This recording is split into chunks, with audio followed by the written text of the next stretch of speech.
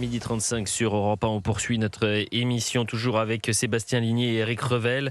L'actualité majeure du week-end, c'est cette marche en hommage à Quentin hier, une marche à Lyon avec plus de 3200 personnes qui sont venues se rassembler pour rendre hommage dans le calme à Quentin. Médias et politiques pointent la focale sur des gestes répréhensibles, condamnables et condamnés, je l'espère, à savoir des saluts nazis ou des insultes homophobes, racistes, mais ce sont des faits marginaux qui sont finalement surexploités, surmédiatisés, et finalement ces individus qui n'avaient rien à faire à cette manifestation. Rien à faire à cette manifestation. La France insoumise, elle peut dire merci à ces individus-là. Bravo, bravo les gars, vous avez été formidables pour la France insoumise parce que c'est le parfait écran de fumée et qu'attendait justement LFI. Je vous propose juste d'avoir les deux réactions, Manuel Bompard et Mathilde Panot, qui sautent bien sûr sur l'occasion pour dire « mais attendez, c'était une manifestation fasciste ». Mathilde Panot par exemple. Vous avez prévenu, non ?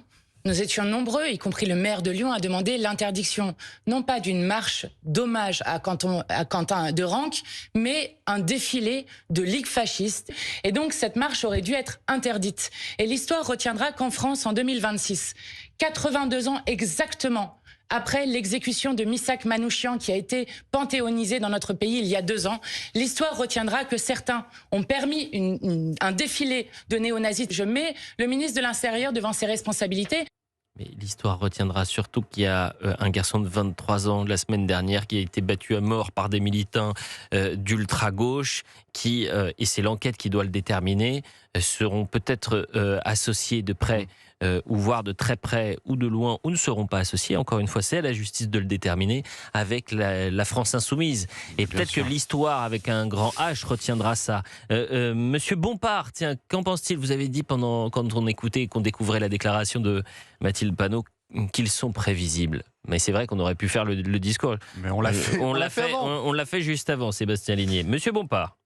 C'était une parade de fascistes avec des groupes qui sont des groupes néo-nazis, des groupes violents, des groupes homophobes, des groupes antisémites. Et évidemment, ça n'avait rien à voir avec un hommage que lui, on peut considérer comme tout à fait légitime. En l'occurrence, c'est pas de ça dont il s'agit, dont il s'est agi dans cette manifestation. D'ailleurs, l'essentiel des personnes qui ont participé étaient des personnes venant de toute l'Europe, de toute la France, venues faire une forme de démonstration de force fasciste dans les rues. Et moi, je faisais partie de ceux, comme le maire de Lyon d'ailleurs, qui avait demandé l'interdiction de cette marche. Et je pense que le ministre de l'Intérieur aurait dû suivre cette demande d'interdiction. Alors c'est très intéressant parce que c'est 2 interventions quasiment simultanées sur 2 médias différents, mais il faut l'expliquer aux auditeurs d'Europe 1, ce qu'on appelle les éléments de langage en matière politique, Sébastien Ligné. Exactement. Et quand vous collez Mathilde Panot et Manuel Bompard, ils ont bien bossé ce matin, parce que c'est quasiment au mot près les mêmes éléments de langage. Vous savez comment ça se passe ? Bon, après, c'est le cas pour tous les partis politiques. Oui, c'est vrai. C'est-à-dire que vous avez des boucles de messagerie où vous avez des messages qui vous expliquent bonjour, voici les éléments qu'il faut expliquer pour les différents plateaux aujourd'hui. Vous avez des phrases, des mots clés à placer, et ensuite tout le monde va défiler en plateau pour les réciter. Là où c'est hallucinant, bon déjà, vous me permettrez une petite parenthèse, entendre la France insoumise dénoncer l'antisémitisme d'une marche, quand on connaît la responsabilité lourde de la France insoumise dans le climat antisémite et antisioniste qui pèse sur notre pays, honnêtement, c'est extrêmement déplacé comme remarque. Ensuite, il y a quand même la question, pour reprendre l'expression de Madame Panot, de l'histoire retiendra.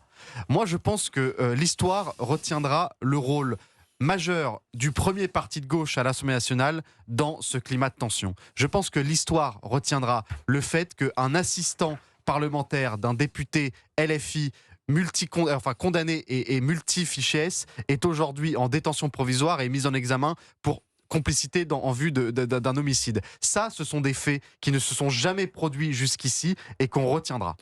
On est en direct sur Europe 1. On viendra dans un instant sur une crise diplomatique qui est en train de pondre entre Paris et Washington sur l'affaire Quentin, puisque le ministre des Affaires étrangères, Jean-Noël Barrot, a annoncé il y a quelques instants convoquer l'ambassadeur américain. C'est vrai qu'on ne s'est pas fâché avec suffisamment de monde pour continuer ce qui se passe. C'est-à-dire que l'ambassade américaine, mais j'en parlerai dans quelques instants, a eu le malheur de dire ce qui s'est passé la semaine dernière en France est gravissime, l'ultra-gauche, l'extrême-gauche tue, ça s'est passé aux États-Unis, ça se passe actuellement en Europe, il faut faire très attention. Non, vous n'avez pas le droit de dire ça, visiblement, pour monsieur Jean-Noël Barrot. Jean-René est en direct avec nous. Cher Jean-René, bonjour. Merci d'appeler au 01 80 20 39 21. Bonjour Jean-René. Bonsoir, bonjour. Alors, bonsoir, non, Oui. pas encore, Jean-René. Il est que midi Non, 40. non. Alors, Alors, que souhaitez-vous que je dise je n'ai rien. Non, mais vous posez une question, je réponds. Effectivement, cher Jean-René, vous appelez depuis Vannes. Et puis, on m'explique que vous êtes un ancien professeur d'université.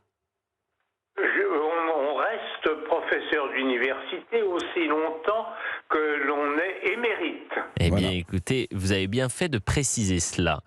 Pourquoi je souhaitais avoir votre regard? Parce qu'il y a eu une manifestation hier à Rennes contre la mobilisation Oui, citoyenne. je suis d'accord avec vous. Contre Ce la qui m'a mobilisation citoyenne. épouvanté, c'est la banderole tenue par des étudiants de Rennes. Ici, on ne pleure pas un nazi. Et pourquoi ça vous a épouvanté, cher Jean-René? D'abord parce que nazi est une expression absolument ahurissante pour désigner ce pauvre Quentin. Et ici, on ne pleure pas un nazi, on croirait sincèrement que Rennes est menacée par des nazis. Et Je ça, trouve par exemple. ça affligeant Oui, de mais... bêtises et de malhonnêteté. Mais par exemple, vous, Jean-René, je ne vais pas vous demander évidemment votre âge, mais est-ce que vous aviez, lorsque vous étiez professeur, non pas émérite, mais professeur à l'université, vous aviez face à vous cette extrême gauche, et est-ce que vous pouviez débattre avec les militants et échanger avec eux? Non, je n'avais pas d'extrême gauche, j'avais des gens de gauche et moi-même, je suis, disons, de gauche, j'étais gaulliste de gauche. Ah, gaulliste de gauche, j'entends complètement. Et quel regard vous portez sur la société aujourd'hui? Est-ce qu'il est encore possible d'échanger? Je trouve affligeant, mais à mon âge, on trouve beaucoup de choses affligeantes, mais cette chose me semble abominable. J'entends. Une partie des étudiants et de l'université approuve ce qui s'est passé contre ce pauvre garçon qui, à mon sens, n'avait rien d'un nazi.